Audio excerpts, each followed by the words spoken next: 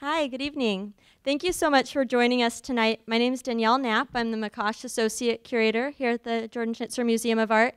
And we are so pleased tonight to have a special presentation by Roger Saydack, who's a longtime friend of this museum.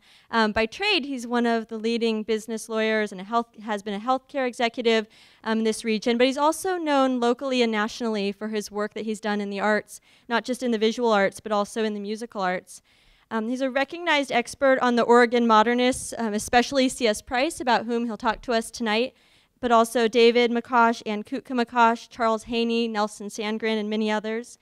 If you've been to the Carr and Clark Gallery at any time over the last 8 years, you've likely gotten to experience a show that Roger has curated of work by David or Anne McCosh. There have been several important shows that have happened in that gallery thanks to his dedicated research on those two artists. He's also the author of the C.S. Price Landscape, Image, and Spirit exhibition catalog and has curated numerous other shows by the artists that I previously mentioned. And then in addition to the work that he's done in the visual arts, Roger's a classically trained musician who's a nationally recognized expert in leading music director searches. So just really fulfilling a lot of needs in communities, supporting the arts in many different ways, and we're so pleased that tonight he's here to talk to us about C.S. Price. If you've been upstairs in our Schnitzer gallery at any point over the summer, you may have seen a special collection of works on view from a lender of C.S. Price, Charles Heaney, early David McCosh works. I just wanted to point out that some of those works that will be spoken about in this presentation, I imagine, will only be on view through December 8th. So if you haven't seen them yet, or if you have seen them and you want to go back and enjoy them again with fresh eyes after hearing what Roger has to say, there's a few more weeks where that you'll be able to do so before they leave the museum. And the final thing to mention before I turn over the microphone to Roger is after this presentation at the Knight Library, starting at 7 o'clock, is a presentation and slideshow with Steve McQuitty about World War II era conscientious objectors group on the Oregon coast. So we have some flyers about that event. If you're interested in that, I'll put them on the back table so you can pick up one as you leave tonight. So please join me in welcoming Roger, and thank you so much for being here tonight.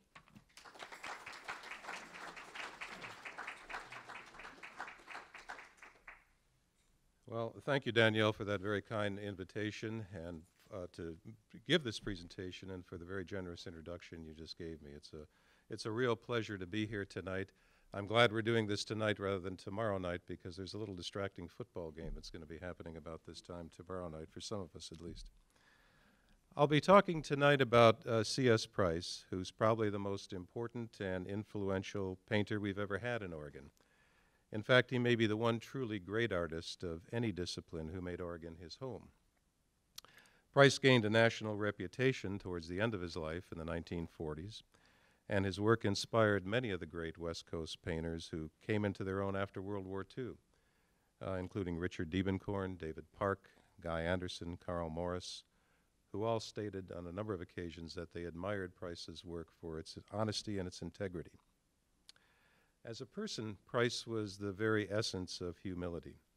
He believed that living simply and staying focused on spiritual values was essential to making art, and in many respects, his attitudes and his beliefs about painting were closer to those of the painters of the 14th and 15th centuries, such as Fra Angelico, and to the early modernists of the 20th century, than to many of the great personalities who make art today.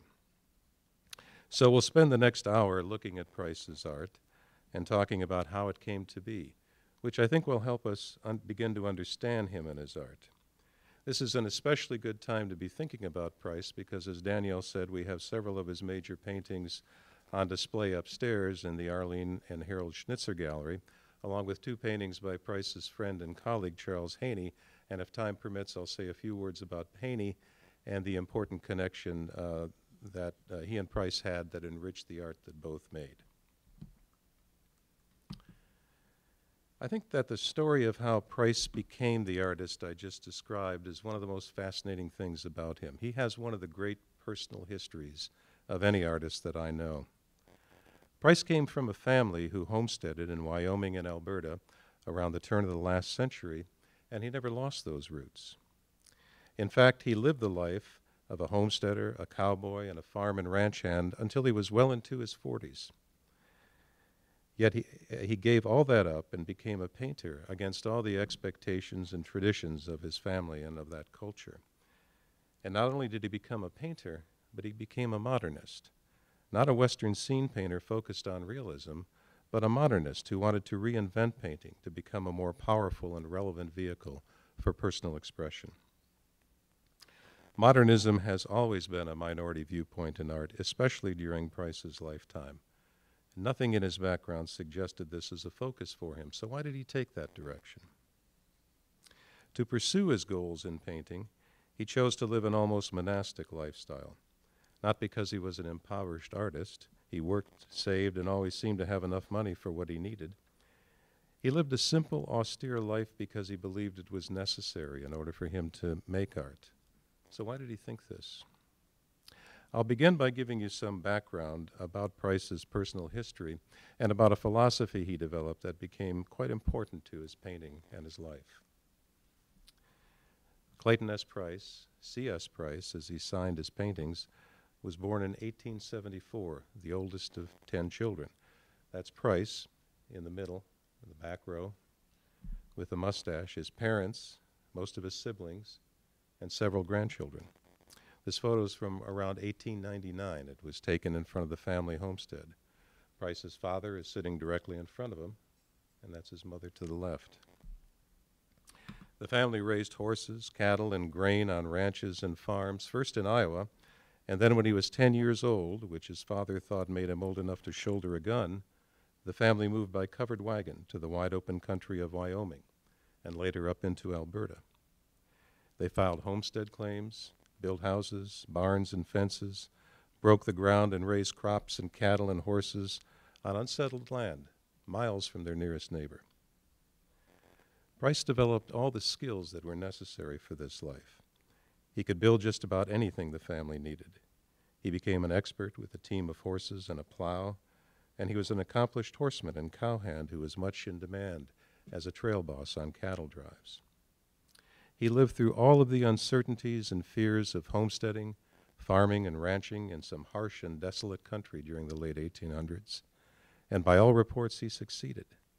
Everyone, especially his father, expected Price, as the oldest son, to inherit the family lands and continue on as a rancher as the territory around them became more settled.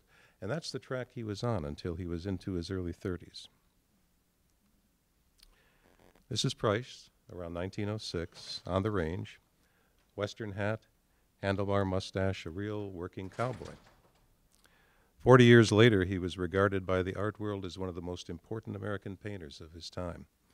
Major museums and important collectors bought his work. And today we know him as one of the pioneering modernists on the West Coast who brought Expressionist painting to Oregon. So how did he accomplish all of this, given his simple start in life, on a frontier that was as far removed from the world of fine art museums as a place could be? One of the first things to know about Price is that he developed early on some fundamental beliefs that explain quite a bit about his painting and his life. Price wasn't much for explaining his art, but he did talk about how his early days taught him that everything in life fit together. He said that when he was living in Wyoming, where life was so basic, he was struck by how dependent everything was. Not independent, but dependent. The homesteaders, for example, were dependent on the land, the weather, their animals, one another. He developed the idea that life isn't something that each living thing possesses. It's something that all living things share. He worked with horses and cattle every day for years, so he saw a lot of births and deaths, and it occurred to him that they weren't really beginnings and endings of separate cycles, but points on a continuum. He came to believe that you could understand and even experience how things fit together if you just looked at life from the standpoint of what everything had in common, not what made things separate and kept them apart. He called this underlying commonality, or spirit, the one big thing. It's an interesting idea, really. The fundamental stuff of the universe is relationships. But the one big thing was more than an idea for Price.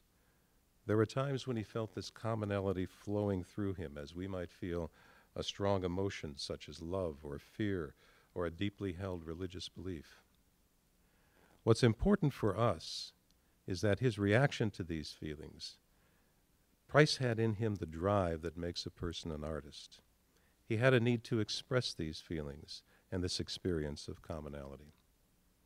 So with his mother's encouragement, he learned that his natural mode of expression was not with words, which he found inadequate and frustrating, but through drawing and painting. So he started out learning on his own to make art. He kept a pencil and sketch pad in his saddlebags, and he began to make drawings of the animals he worked with.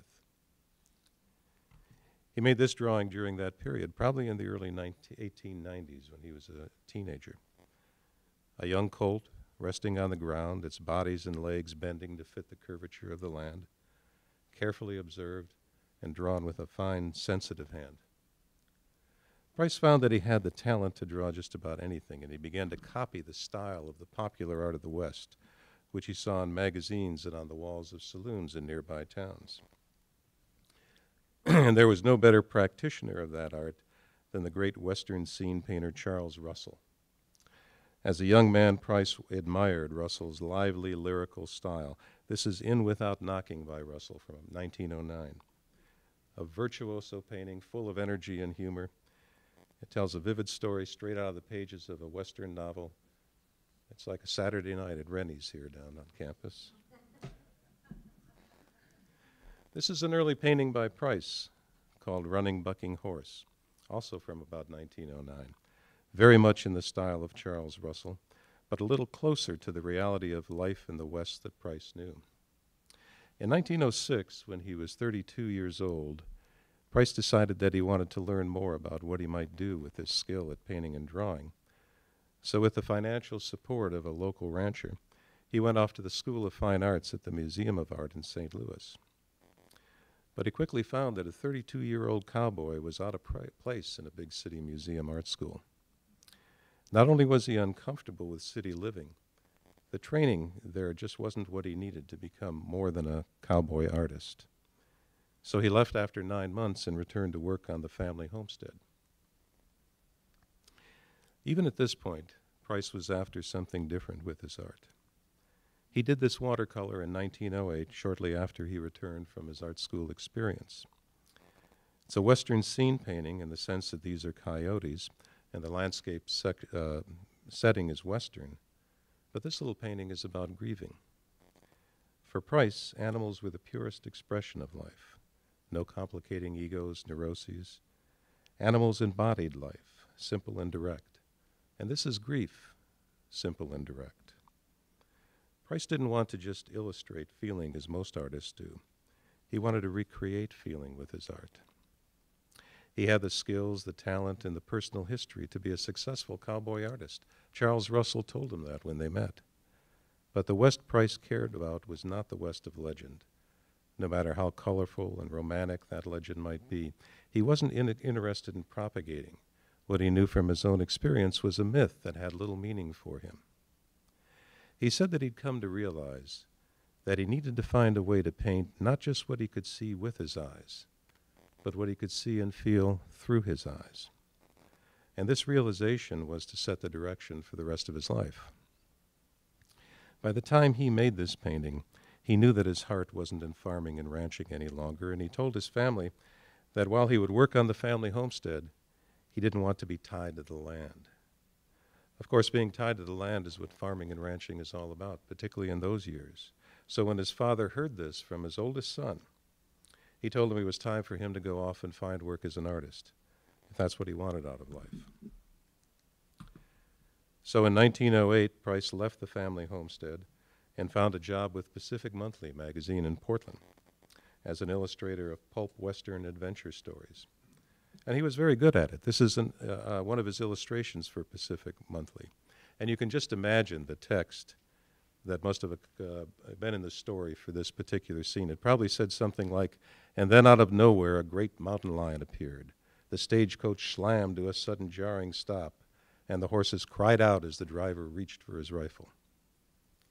It didn't take long for Price to decide that illustrating adventure stories wasn't for him. So in 1910, he gave up working as a commercial artist. By then, his siblings had married and established ranches and farms of their own in British Columbia and California. And for the next 8 years, he drifted from one of their places to the next, working as a farmhand for room and board, with an easel in the corner of a shed or barn where he worked at his painting when he had the time. I'm sure these arrangements weren't always easy for Price or his siblings, the eldest son living out back like a hired hand. But they kept him going as he was becoming an artist. As Price gained experience, his painting began to move into an Impressionist style, which was well suited to capturing the moments of beauty which were part of farming and ranching. In this painting from around 1916, which is in the Seattle Art Museum, he uses individual strokes to build the forms and create the light of the setting sun on the cattle and the land. What's most remarkable here is his confident understanding of the cattle and his skills in creating their weight and presence. He made some beautiful paintings in this style, but beauty alone wasn't enough for him. In 1918, when he was 44 years old, Price's life changed.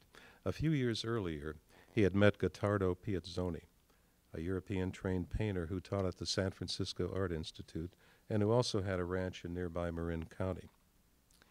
Piazzoni was deeply impressed with the honesty and sincerity of Price's painting, and he told Price that if he was ever going to make real progress as a painter, it was time for him to take up painting full-time. So he urged Price to give up being a wandering farmhand and move to the artist colony that Monterey, California had become in the early years of the 20th century. There are all kinds of artists in Monterey and nearby Carmel, ranging from established masters with successful careers to painters like Price who were struggling to find their voice. Monterey had a good climate, great scenery for landscapes, jobs in the canneries you could pick up when you needed to make ends meet, and most importantly, kindred spirits. So Price made the move, and for the first time he began to associate with people like him who were looking for ways, new ways, to make art. And in the next few years, his painting changed radically. This is White Mare and Foal from around 1919, shortly after he arrived in Monterey. What's important here is that Price is using the physical nature of the paint as a way of getting his message across. He's building forms out of individual, very visible brushstrokes, and then integrating the entire canvas with this technique. His idea about interrelationships, the one big thing, finds expression here. The mother is part of the child's part of the mother, and both are woven into their world. The painting technique emphasizes and expresses this idea. Also, he's simplifying his forms to give them more expressive power. But there's no doubt that this is a painting by someone who knew horses. Just take a look at the masterful way he created the head of the mare with just a few strokes. This painting's a real breakthrough for Price. He's moving away from realism, and he's becoming a modernist now. This is Price on the left, and one of the kindred spirits he met in Monterey, his friend and studio mate, Auguste Gay, on the right, around 1922. Gay was a hard-living Frenchman who developed a gutsy style of landscape painting. Price was a teetotaling cowboy, earnest, sincere, but he was also an expert poker player who put together a tidy sum for himself. Two very different personalities, but they spent hours together talking and arguing about painting. Gay was someone who Price could try his ideas out on, no matter how different or modern they seemed. I don't think anything would have shocked Auguste Gay. Another friend from Monterey, the painter Albert Barros, wrote, Price was totally unaffected by the presence of any prominent artist in Monterey, either visiting or resident. They understood very little of what he was driving at, and none of them approached him in the direction he took in painting. Not that some of them didn't try to offer gratuitous criticism, principally in an effort to get him back to realism in painting, but their efforts had no effect on him. His standard rejoinder was, well, by golly, I gotta paint like this. I put it on and shove it around, and if I don't like it, I scrape her off. During the early and mid-1920s, Price was constantly experimenting, as modernists everywhere were doing, trying out new ideas, new styles in search of true painting. This is Bay Mare, Colt, and a couple of others from 1926, and we see Price taking the flattening and simplification of form to an extreme. Like many modernists, Price had become convinced that a painting had to be a unified, integrated object, not a window we look through to see a world that the painter created, but an object that should follow rules that are dictated by its own physical characteristics. One of the rules, paintings are made on flat surfaces, so they should contain flat images. Another, devices that create depth, like perspective, should be avoided because they're mere illusions that violate the integrity of the painting. The great French painter Pierre Bernard understood all of this, but he was a little more pragmatic. He once said that his definition of a painting was a lot of little lies in search of one big truth. Price was trying to eliminate even the little lie. After a few of these experiments, Price concluded that this style wasn't the answer for him. While it was true that he was painting on a two-dimensional flat surface, the images he wanted to create were three-dimensional. He needed to find an honest way to convert his three-dimensional conceptions into the two-dimensional reality of a painting. And he found a surprising method for doing just that. He began making little wood carvings of the animals he wanted to paint, like this one that's in the Schnitzer Museum collection. Shaping the planes of the animal's body with a carving knife showed him how to create those same planes on the canvas with the brush and palette knife. This beautiful painting was made from a model he created out of his carved horses set in a landscape he fashioned out of old paint rags. Making these models helped Price create the forms, which had a sculptural volume, moving the components of the little scene around until he had them in just the right relationship, helped him to tighten the structure of his paintings and better integrate the animals into the landscape. Of course, Price wasn't the only modernist painter who was searching for ways to integrate animals into the landscape. This painting was made about 10 years earlier by Franz Marc, the German expressionist. Marc's smoothly stylized horses and colors seem more modern than Price, yet his imagery looks almost ephemeral when we compare it to Price's forms. The carved horses eventually liberated Price's painting. This wonderful piece is Horses at the Watering Hole from the early 1930s, recently deaccessioned by the Seattle Art Museum. Price he's truly finding his own voice now. This is a small painting, 11 by 14 inches, but with great feeling, wonderfully rich and complex. The stiffness of the carved horse paintings is giving way to a more flowing, organic composition. And the way he has interrelated these forms suggests the idea of animals sharing this thing called life. Another painting, Mare and Foal, 10 inches by 12 inches, from 1930, but huge sculptural forms. Price has moved completely away from the wooden models now, and he's painting with great bold freedom. No matter how small the painting, Price said, each stroke should feel like it fills the room. This is Horses, also from the early 1930s and in the Seattle Art Museum. This big feeling becomes characteristic of his work from this time on. There's always an earthy intensity to Price's painting that came from his years of working with animals in the land. He had a reputation as a young man for plowing long, straight furrows with a team of horses, so he knew all about the work involved in this painting. This is Plowing in the Portland Art Museum. It's usually on view in the Northwest Gallery there. Price made it in the early 1930s when he was nearly 60. He said that it wasn't until then that he learned how to paint what this experience meant. And that statement is a very good summary of one of his goals. He wasn't trying to make a souvenir that would remind him of the experience, or a rendering that showed what the event looked like. Price wanted to capture the essence of plowing, and for him, that meant bringing together the power of the animal, the effort of the man, and the rough breaking of the earth. He was becoming a master of one of the greatest attributes of painting, its ability to become a multi-layer summary of an experience. This is Waterhole at Night from around 1935. Price is 61 years old now. One of his nieces told me that she knows the place depicted in this painting. She said this is the Red Deer River in Alberta, in the area where she grew up on her family's homestead. Price, his father, and brothers trailed horses along here in the early 1900s.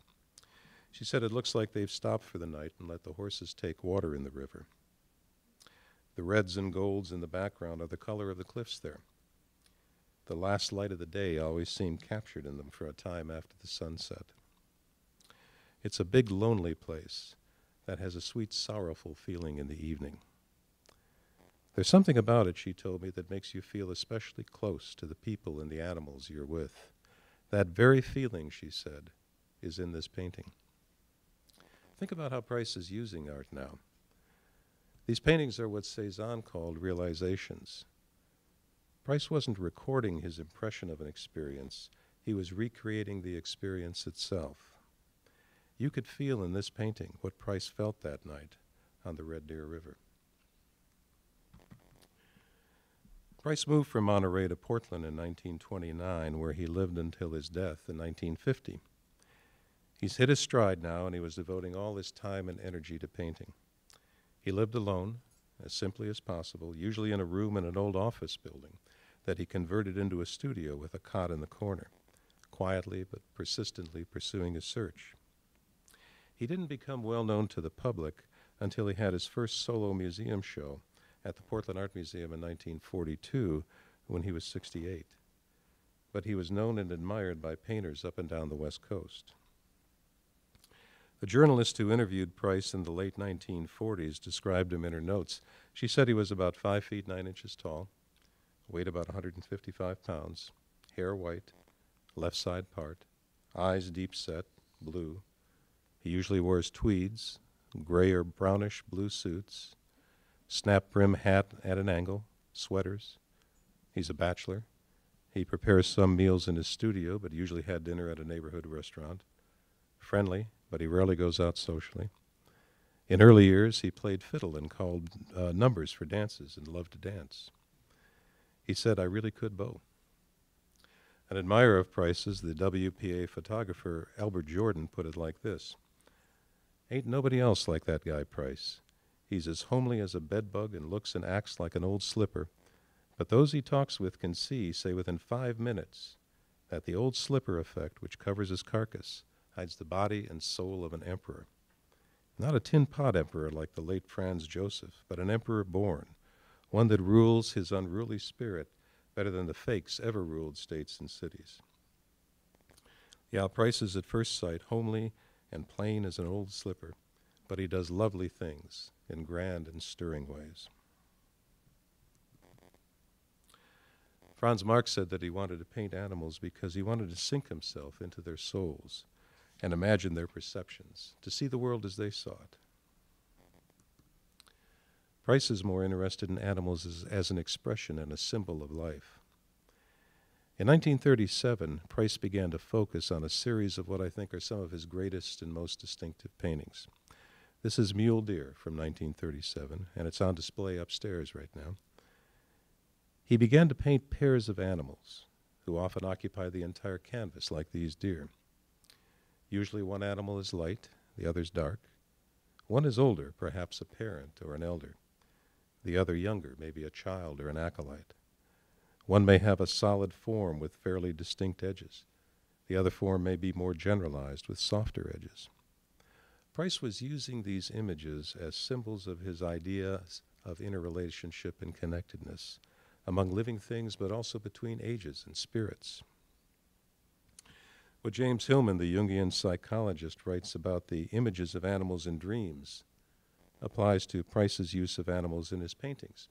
Hillman says, "The appearance of an animal restores us to Adam. We recover the first man in the cave, tracing out the animal's soul on the underground walls of his imagination. Of course, the different animals present styles and shapes of vitality, so one tends to say animals in dreams represent instincts. They stand for our bestiality and our primitivism. No, they do not. First, because they're not ours or us, and second, because they're not images of animals, but images as animals." What extraordinary power is in this painting. This is Wolves from 1944, owned by the Brooklyn Museum. The Schnitzer had it on loan for a number of years. Price's forms are becoming quite generalized now as he deals with the emotions and feelings that these animals represent. His paintings aren't sculptural any longer. Cézanne said it took him 40 years to learn that painting isn't sculpture, It took Price about 10 years. Wolves were a part of Price's life in his early days. They were a constant threat to the family's stock animals, and his father kept dogs to fight them off. Some of Price's darkest early paintings involve wolves, such as this frightening painting from 1915, and this image from 1917 of a settler fighting off a pack of wolves in the bitter winter as his horses bolt away in terror. This feels like it was painted from a highly emotional memory. Maybe this was a personal experience for Price, or perhaps it was a story he heard back on the frontier. Price's images are archetypal in his later paintings. They come from deep within him, and they come from the paint itself. If we take a close look at this detail, and this is the area right here, right around that top wolf, there's his two eyes, his ears, and there's the surround that he's situated in. If we take a close look at this detail, we can see that the forms of the wolves are painted over the top of the other layers. Price's method of painting by now was to begin laying colors down, let the paint partially dry, scrape some off, and add more until the paint began to suggest images. I don't think he began this painting with the idea he would make a pair of wolves. I think as he worked on the painting, over days or even weeks, the image of the wolves began to suggest itself. And you can see from the way the paint is applied that about the last thing he did to this painting was to quickly and dramatically define the forms of the wolves. I think Price would tell us that these wolves suddenly appeared as he worked on the painting, just as they came out of the night years ago. Same subject matter, but a very different kind of energy. This is Wolves from 1949, also on view upstairs. This painting was made in the last months of Price's life. It was in a very successful New York show that he had at the Willard Gallery 6 months before he died. He was 75 years old. The Willard was a small but seminal gallery run by its dedicated owner, Marion Willard, who understood how to nurture artists. She represented Price, Mark Tobey, Morris Graves, and other leading painters in the 1940s and 50s. The show consisted of only 11 paintings. Price's output was always very small, but it received strong reviews from the national critics, and 3 museums, including the Metropolitan Museum of Art, and several major collectors bought pieces. Price had suffered 2 strokes in the preceding 3 years. He recovered from both, but he knew he didn't have long to live when he made this painting. I think there's an acceptance in this painting by Price of what these animals represent that we didn't see earlier. They have a spirituality about them that's complex, nuanced, if you will. There's a potential here for the frightful terror of the 1915 or 17 wolves, but also a life-affirming protection and comfort in the relationship between these two animals. The original owner of this painting, a sophisticated collector with many fine paintings, who was also a psychiatrist, said that this painting, more than any other he owned, made him look inside of himself. I think Price would have been pleased by that. In the last years of his life, the process of painting, of creating images, had become a meditation for Price. It was like prayer. It was his way to participate in the one big thing. I think that Price would say that he didn't create the images of these wolves as he scumbled the paint. They didn't appear suddenly out of the night. The wolves were there all along. It was the process of painting that manifested their presence. This is Price at age 75, late 1949, early 1950, about the time he was making these last paintings. The cowboy hat and boots are gone. He's been in Portland for 20 years, but in some ways, he's more a part of the frontier now than when he lived there. Rachel Griffin, longtime curator at the Portland Art Museum, wrote this about Price in her journal. She said, "I knew Price almost not at all, having a kind of timid awe of him, knowing him to be an artist who lived for his work and who had otherwise the most meager life. He had a kind of simple, unpretentious face, round and humorous under his very white hair, but you felt his presence at once, and people said, "Who is that? The one with the white hair?"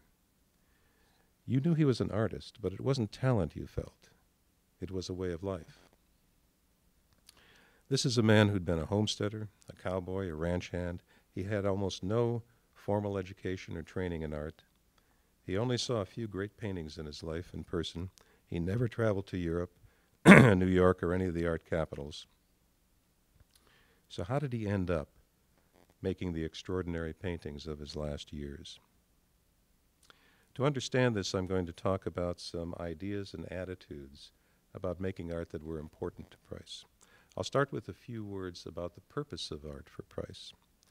Price admired the writing of the educator and art historian Selden Cheney. Cheney believed fervently, not just in the value of modern art, but in its necessity. He said, if art doesn't speak to us as fundamentally as religious experience or love, it's not worth all the bother. These aren't idle words. This is a language of a manifesto, and Price believed it literally. For Price, art was not about fit and finish, precision, beauty, elegance. It was about the expression of deeply felt beliefs in the most direct, honest way he could find, even if the result was raw, primitive as it was called then, or ugly to the taste of the times. For Price, painting was as fundamental as religion or love.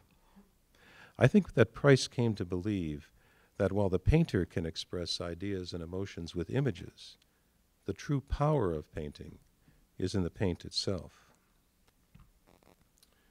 Price's friend in Monterey, the painter and teacher Robert V. Howard, wrote, "At the time I knew Price, he felt that he was working out some problem in paint that he understood none too well himself. At times he spoke as if he was trying to catch something that kept suggesting itself as he painted.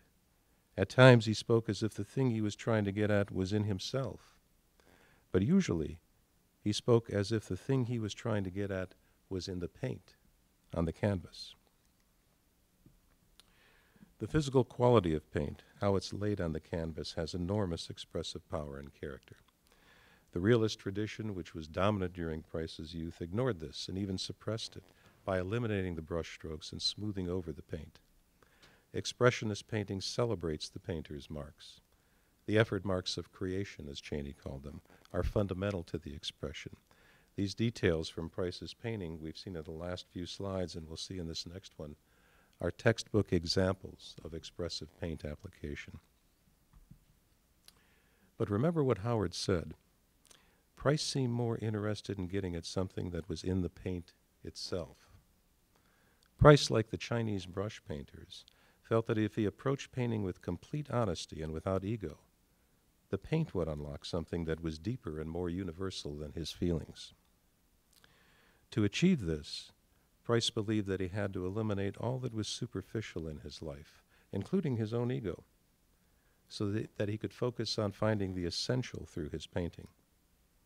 He said that his concern was with the truth that hides behind appearance. He referred to this as the felt nature of things.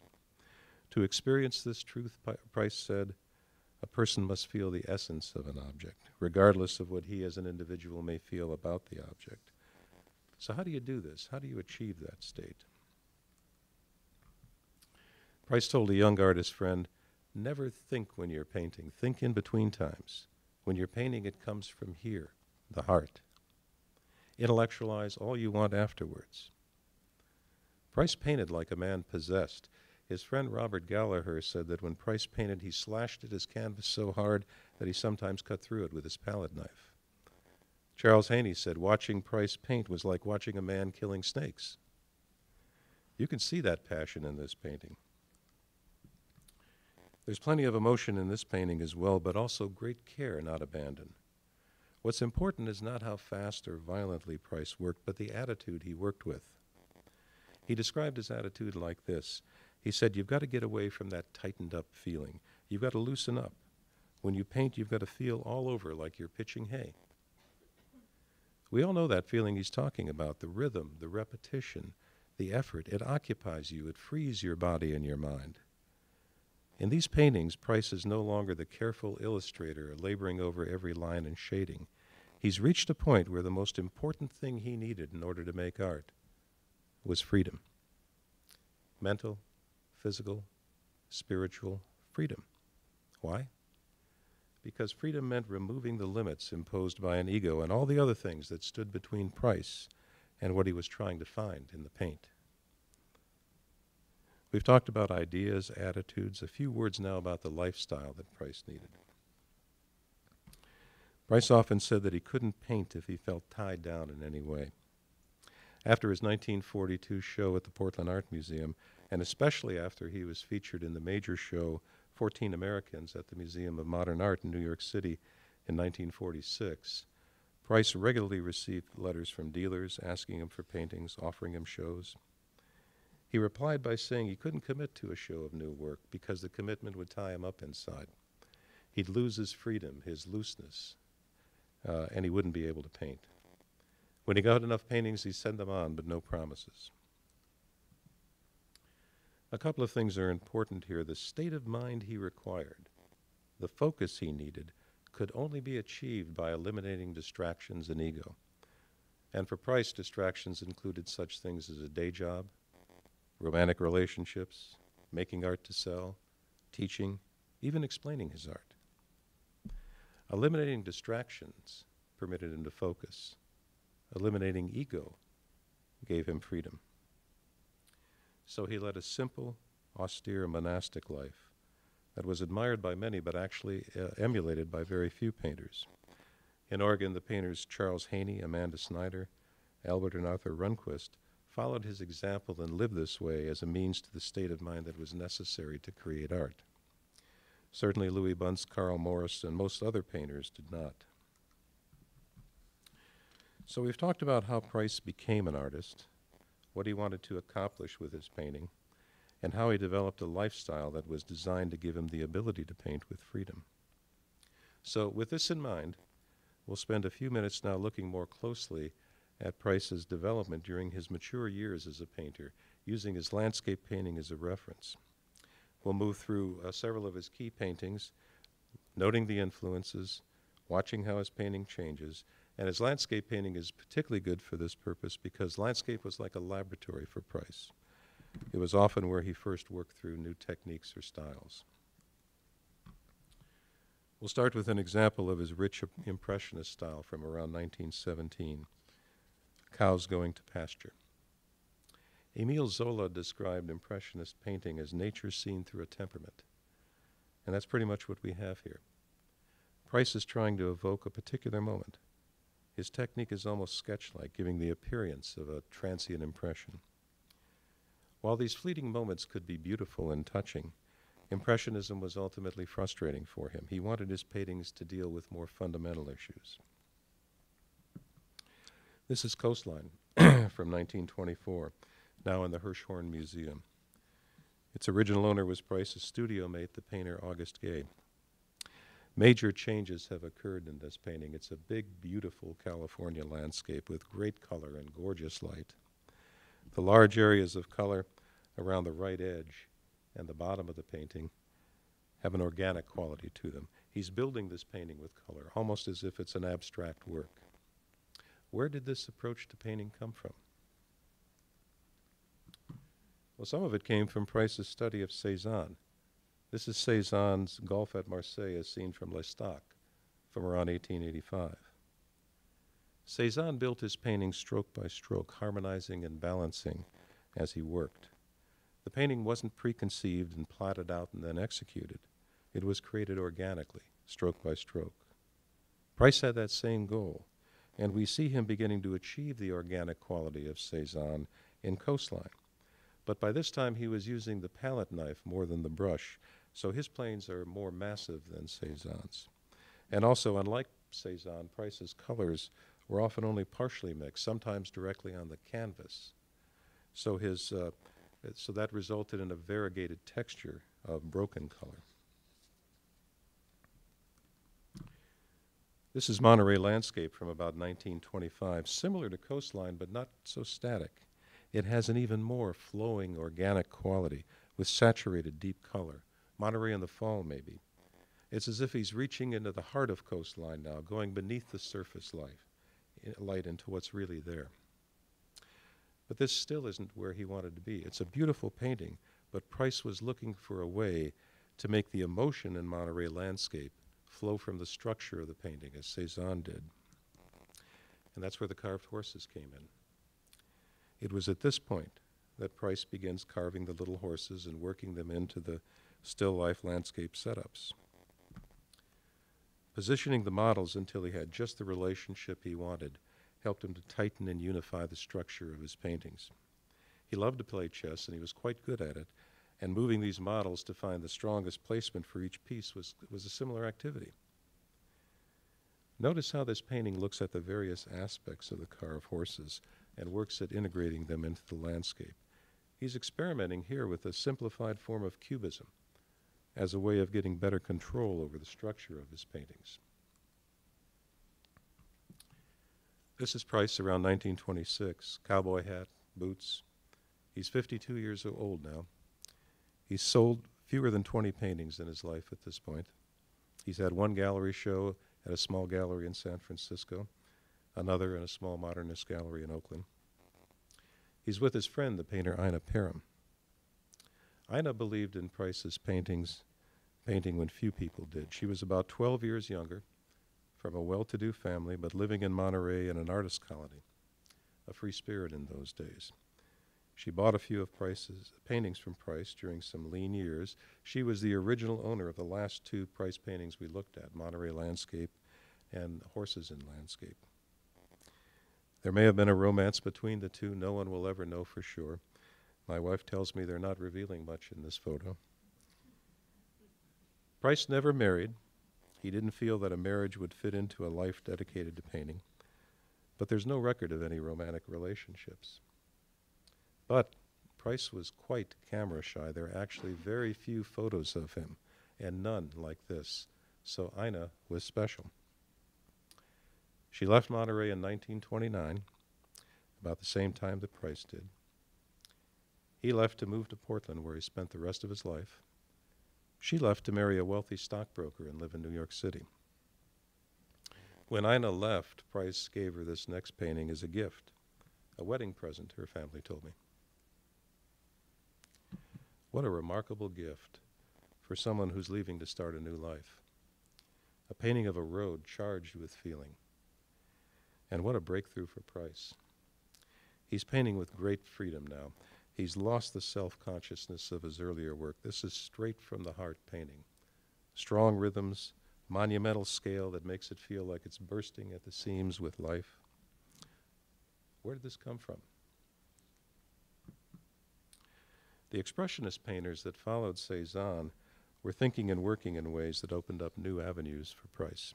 The German Expressionist group known as the Blue Four, Kandinsky, Jawlensky, Clay, and Feininger, had their first U.S. show in Oakland, California, shortly before Price made that last painting. This painting by Kandinsky from 1909 has a similar structure to the Price landscape, but its emotional impact comes from the broad areas of pure, bright color. I think what Price got from the Blue Four painters was not a style, but confirmation that the expressionist approach he was developing in his painting was shared by others. One of the Blue Four, Alexei von Jawlensky, who made this painting in 1915, said, "I knew that I must paint not what I saw, not even what I felt, but what was in me and my soul. Nature's like a key that unlocks a musical instrument in my heart and makes it sing in these paintings." This painting, Frightened Horses, and the next one, Tossing Boats, are both on display upstairs, and I really encourage you to take a look at them. They're quite remarkable for Price. They're so direct and immediate that they've got the character of studies when you compare them with his more heavily worked canvases. It's almost as if he took them right off his easel and handed them to us. They're very exciting examples of his visual thinking. He rapidly filled these panels with tremendous energy and movement. There's a suggestion in some of the contemporary records that he may have used these panels to work out ideas for a set of stained glass windows that an architect had discussed with him. That commission never came to pass, and it's hard to imagine how these incredible swirls and painterly gestures would have been captured in stained glass. But if it were possible, what amazing windows these would have been. Having the panels here gives us the opportunity to see the strength and energy in Price's painting at an early stage, and before it was worked with the layers of paint that created the complex surfaces and images of his later work. It's also worth noting that he made these panels about 15 years before the gestural work of the abstract expressionists. Imagine how these must have looked to Price's contemporaries in Portland in the mid-1930s when no one was painting like this. We've moved ahead now to 1936, Horses by a Wagon, big blocky forms indicating a man, a horse, a wagon, some mountains in the background, farm buildings. They're built together with patches of paint. Several things about this painting. His forms are becoming more generalized, more abstracted. They aren't drawn, but they're created by color and the emotion of the experience. And Price is becoming a master of organically created form. And the integration of the man, the animals, and the landscape is complete in this painting. This doesn't look anything at all like Cézanne, but it was Cézanne who started Price on this road. The original owner of this piece was Price's artist friend in Portland, Charles Heaney. Although Price did a few paintings that he considered to be pure abstractions, usually his painting included some representational references, often of the landscape or animals. Here, horses and mountains are indicated. This is Horses and Landscape from 1948 in the Seattle Art Museum. Remember, when Price made this painting, he was living in a one-room studio in an old office building in Portland with a cot and a hot plate in the corner, a trunk that held a few possessions, a table, and a couple of chairs. And he was doing some of the most advanced painting on the West Coast. This brings us to the final set of slides that deal with Price's use of people as subject for his paintings. Apart from his early cowboy illustrations, the human figure doesn't play an important role in his paintings until the mid-1930s.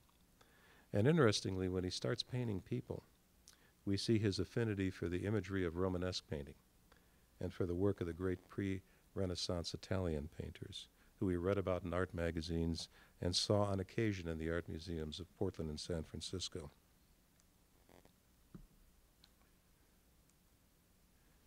I found a black and white reproduction of this 14th century painting by Duccio, The Calling of Saints Peter and Andrews, in Price's papers. This may be why. The Fisherman was the first painting of Price's that was purchased by a museum outside the Northwest. The Detroit Art Institute bought it in 1942. It was on a long-term loan to the Schnitzer Museum. Price used traditional religious imagery in a few paintings in the last 10 years of his life. I think the layers of meaning in religious imagery interested him. One commentator said of this painting, "The loneliness of the figure is emphasized by the small boat and the depths of darkness behind it. Only the net is luminous. And what, after all, is he fishing with this wonderful net? Is this Christ seeking the Father in a moment of modern self-doubt? Or is it the human soul in the fragile craft of mortal life, afloat on a sea of bounds he will never know?" Price found more than ideas for images in the work of these pre-Renaissance painters. Duccio probably interested him because of his wonderfully fluid and expressive lines. But Giotto was very close to Price. He's one of the few painters that Price talked about with his friends in Portland. The simple and profound dignity of Giotto's figures and their inevitable quality struck a deep chord with Price. This is Flight into Egypt from Giotto's magnificent murals in the Scrivini Chapel in Padua, which were made in about 1306. The figures in Duccio, while elegantly drawn, are like outlined shapes colored in with paint. In Giotto, the edges of the figures are a function of the form, not the other way around. As a result, his figures seem perfectly realized. This is the organic approach to making a painting that Price was looking for. Each figure in this detail from Giotto's wedding procession of Mary seems inevitable and perfectly placed in relation to the others. This masterpiece by Price from 1938, Figures in Boats, which is in the Schnitzer Museum collection, has these same qualities. The figures are more generalized than Giotto's because Price is not referring to specific individuals, but each figure has a specific character. This looks like a family. We see a young woman, her mother, maybe an old uncle, and each member of the group, as in Giotto's groupings, is placed in beautiful relation to the others. And the painting has the added mystery that comes from not knowing the story behind this scene, if there was one. When Price worked on this magnificent mural, the dignity of Giotto's massive figures were very much on his mind. This is Huckleberry Pickers. It's 5 feet tall, 15 feet wide. Slide really doesn't do it justice. Price made special wooden trowels so he could push the paint around on this huge canvas to create these massive, powerful planes. It was made for Timberline Lodge in 1936, where it hangs today, unfortunately in a very inadequate location.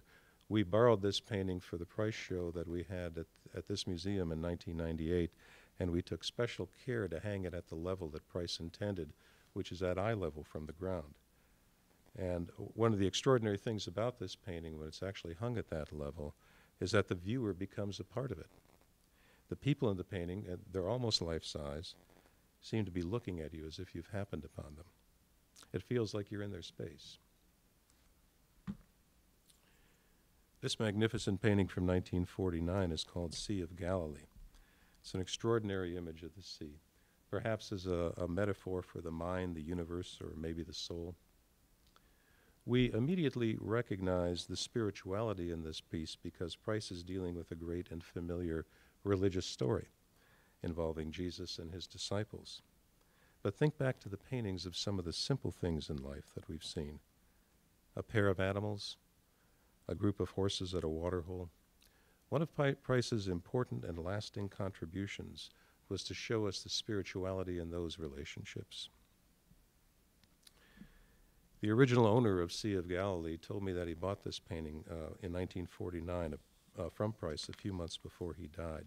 He said he went up to Price's studio and looked through 12 or 15 paintings that were stacked against the wall. He picked this one out and he asked Price if he could buy it.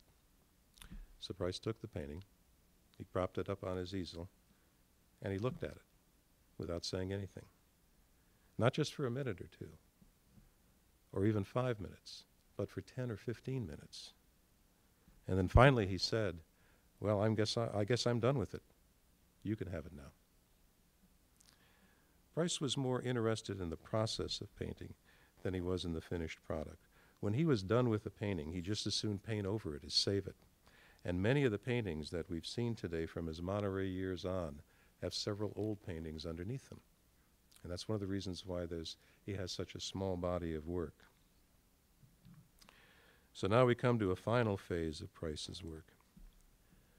Price admired Romanesque and Byzantine portraits, like this one, which he clipped out of an art magazine. This is a black and white detail from the great Romanesque mural, Maesta Domine, from the church of San Clemente Tual in the Pyrenees of Catalonia. It was made in 1123. It's now in the National Museum of Catalonian Art in Barcelona. Simple, expressive, spiritual. This isn't a depiction of a personality. It's a painting of a person's spirit. In his later years, Price painted a small number of portrait heads. Simple, expressive, spiritual. This amazing painting, which he called Head, from 1950, among his last, is at Reed College in Portland. This is two heads from about 1945, which is upstairs in the Schnitzer Gallery now. This was one of the paintings in the 1946 Museum of Modern Art exhibition, 14 Americans, which introduced Price, along with Mark Tobey, Achille Gorky, and Robert Motherwell to the New York art world, considered the painters that Price is being grouped with at that time. This is bold, courageous painting by any standard. It looks as modern today as it did 70 years ago, which is probably because the imagery has a quality of timelessness. This is believed to be a self-portrait, although as usual, Price was a little vague about whether that was really his intentions. One of Price's closest friends told me that Price was a 19th century man who lived well into the 20th century. He had little interest in all the things that were invented during his lifetime. He never had a phone, a car, a radio, a television. He never traveled east of St. Louis, or during the last 20 years of his life, east of the Cascades. He lived through tumultuous times, the aftermath of the Civil War, 2 world wars, the Great Depression, from the end of the Western frontier to the beginning of the Cold War. But you don't see any of this in his paintings. His paintings deal with timeless issues of the spirit. He lived under extreme conditions as a young man. There were times when he worried about whether he and his family would survive the hard winters of Wyoming and Alberta. He probably had the love-hate relationship with nature that's common among people who raise crops and animals for a living. But think about the solitude he experienced living 150 miles from the nearest railroad, riding fence lines, herding cattle, spending days, even weeks, on end by himself in the middle of a vast, unsettled landscape. This is where he began to feel and believe in the unifying spirit that he described as the one big thing. The sensation of this belief was strong. It was almost overpowering when he was young. But as he grew older, I think he worried at times that he was losing contact with this feeling. When he moved to Portland in 1929, 54 years old, he no longer wanted the distractions of Monterey. I think he was looking for enough solitude so he could stay in touch with this spirit. He didn't need to be 150 miles away from civilization any longer, but he did need to live and paint alone. It's tempting to say that Price was a complex man, but I think it's closer to the truth to characterize him as a profoundly simple man. While the analysis we've been doing helps us to understand Price and his work, there is another approach that's not to be missed, and that's to simply open yourself up to his work like you would a great book or a movie, and experience it, as you would the redwood forests or the White Horse Rapids of the Deschutes. In the words of a guiding spirit for Price, the poet William Blake, art such as this reveals the world without, and it reveals the world within. Thank you.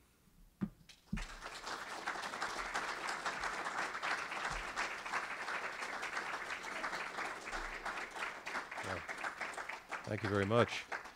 You're all still here. You're very patient. I couldn't see you out there, so I thought maybe the lights would go on and there'd be nobody there. If there are any questions, I'd be happy to try to answer them or to have whatever conversation you'd like to have about Price. Yes? His almost extremely limited palette. Do you think that starts out in his in sort of the colors that he was immersed in his childhood and growing up in his the rural farming work community, or is that something that more just became so much part of his psychology that that's what he was expressing?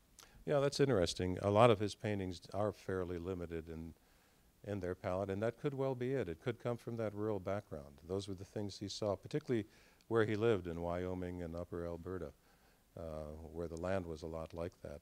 He did do some very brilliantly colored paintings, especially when he was in Monterey. That's where the color really seemed to explode. That's an interesting point, though. But if you compared him to Franz Marc, Marc is doing a similar subject matter, Mm-hmm. but with totally different colors. Absolutely, yeah. The impact is from almost the shock of the color. Right. The tremendous emotional impact of the colors. You know, when Price was in Monterey, he was known as a really vivid colorist. And when he came to Portland, and he first had a show in Portland in 1929, his work was shocking to people because he had pink cows and green horses and all sorts of wild colors. And but it changed after he lived here in Portland. And I think, kind of a seriousness and a focus entered his work, where that color, the bright colors and the contrasting colors didn't become quite as important as it once was. If you go upstairs and take a look at the painting of Two Wolves upstairs, though, and take a real close look at it, you'll see there's an awful lot of color in that painting that he mixed in as he applied it and swirled it around. Did you have a question? Any others? Yes. Did he use the word ego himself? Did he have any familiarity with psychological writings or interest in that? And also, on the other hand, transcendental writing, such as Emerson? Yeah. Well, he did. He did use the word ego. I mean, I got that from some of his notes. And he did reading, a fair amount of reading, and he was interested in Buddhism, and he was interested in transcendental writing. He wasn't an academic by any sense or a scholar by any means, but he had this great curiosity. And I think as he talked with some of his friends who were familiar with those materials, they probably suggested some sources to him. It wasn't something he focused on a great deal, though. Reading was very much a sideline for him. His life was truly all about painting. Yes, John. Yes, I'm interested in the last phase here. During most of your presentation, it seems to me that his work was focused largely on landscapes, and people seem to be figures in the landscape, whereas this last phase seems to focus more on identifiable humans. Mm-hmm. And I wondered if you could elaborate on that. Why he waited till the end for humans. I've wondered that myself, and I don't know that there is a very good answer. It actually started with the paintings that relate to traditional religious stories, because he had to use humans in them because they're about humans. And that's where you first began to see them. And why he did the portrait heads, I'm not sure, but I did find that article about the Romanesque paintings in Catalonia in his notes, in his papers, and he clipped all those pictures out and he made notes in them, so he was very interested in them. But I think his focus was more on the way things related together, how animals and everything else related to the landscape and how it all worked together, until the end, when he got interested in people as a part of all that. Yes? Yeah, your transition from his austere life as a farmer and a rancher and everything, and to come up with the idea that he wanted to paint. I mean, I can't imagine that he would have any kind of inspiration out there on the plains, and as isolated as he was, that he would even know what painting was about, or how he got to that point, and then make such a major transition in his life. It's pretty mysterious. Yeah, it's really remarkable, isn't it? I mean, there's nothing in that life that he was leading that you could ever have imagined would take him here.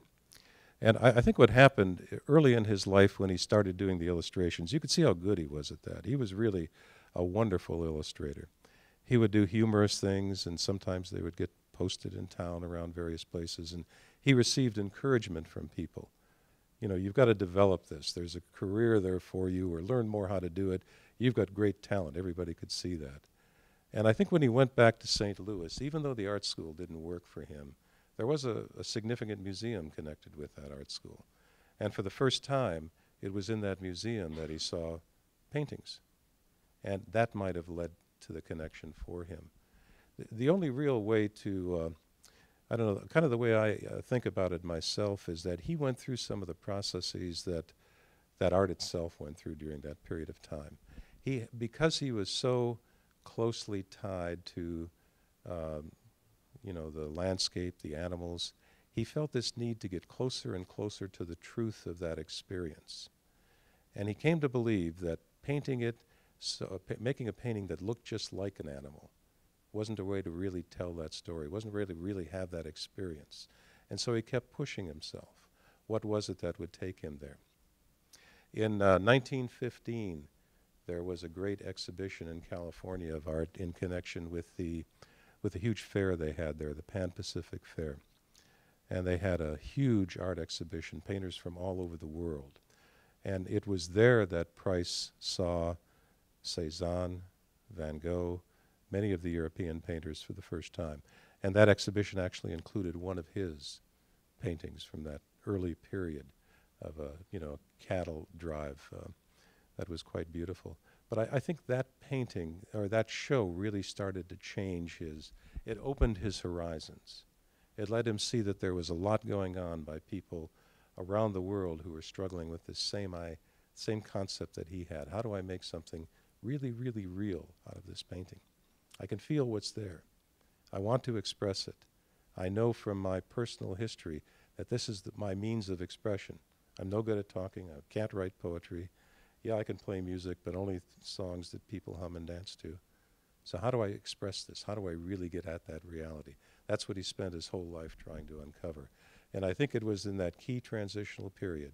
First, he made the decision that he wasn't going to stick with the farm life and ranching life. That was a huge break for him. Then he had to find the next thing. And I think that's where he discovered it. It's a great question. Anybody else? Yes. Much of his work seems to be, well, first of all, the subject matter is right up against the picture plane. Mm-hmm. And in some instances, it looks like that he's conveying something of a sense of terror, which might have, I suppose, come from his early days of living in the context of the wolves and dangers like that. But it might also be from the fact that he's just trying to avoid perspective. Mm-hmm. I mean, everything he does is sort of almost reaching out of the picture frame. It fills, it's very close to the viewer. Right.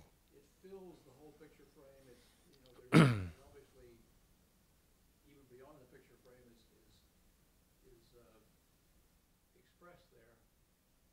And do you think that's more from his psychological state, or do you think that's what he's trying to do with the paint on the canvas to keep it a flat thing like Well, it's really a good observation, and I think it's very true. And it's something that many modernists did, is they were trying to achieve that frontal, flat quality in their paintings and avoid the deep perspective of earlier art. But your comment about the kind of the element of fearfulness or terror, or whatever it might be, that's in his art is very interesting. And I think those paintings of wolves really deal with that topic. I think he did have fear. I think there were things in his early life that really gave him great uncertainties. I think his relationship with his family, especially with his father, was strained in some respects. But I also think he came to believe that all of this was complex. There wasn't just one simple approach to life. It combined all of these things. And I think one of the great realizations he came to towards the end was that that was the reality, that all this was a mix, and that everything came together, and that you couldn't necessarily pigeonhole things and treat wolves as demons, when in reality they had this other side to their aspect. But complicated topic, and one of the fascinating things about Price. Yes? I was wondering, is it mentioned anywhere in any of his notes or anything that you read what he considered himself artistically? You said he's a modernist. I wonder, did he ever call or consider himself a modernist? No. No, he didn't consider himself an artist even. He wouldn't use that term. He would always say, I'm a painter. I'm not an artist. He said, I don't believe in isms. So he wouldn't have used the term modernist. He wouldn't have used the term expressionist. Those are ways we have of trying to categorize his work. He really felt, he just called himself a painter. That was it. That was what he wanted to be known as. It's a really good question, though, because it's important to understand how he thought of himself. Okay, very good. Well, David. One last question. Obviously, Price has been a very important part of your life. Mm-hmm.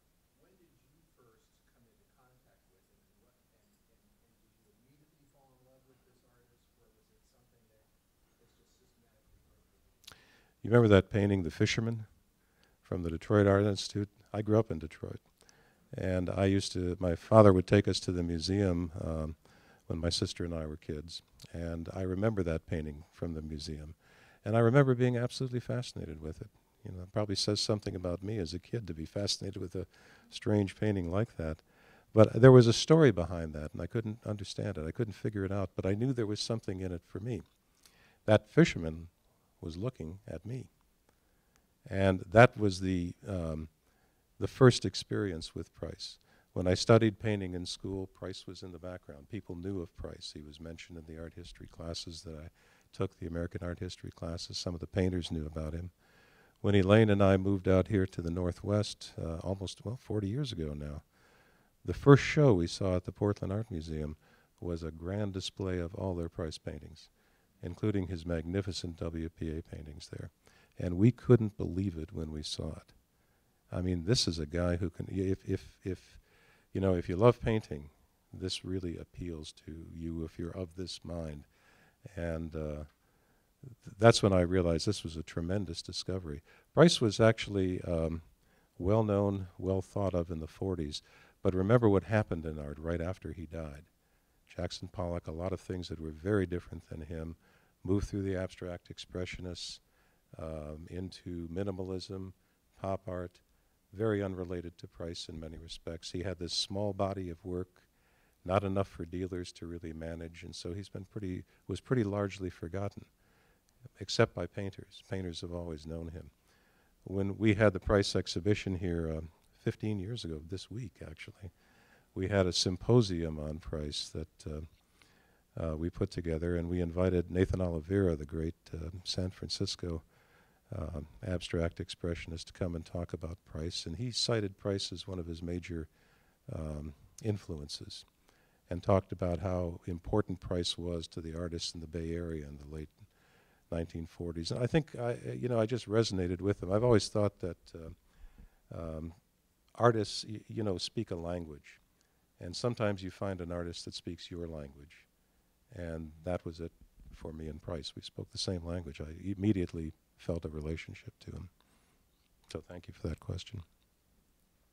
Well, thank you again all for attending. It's great to have you here, and if you have some time tonight, please take a look upstairs.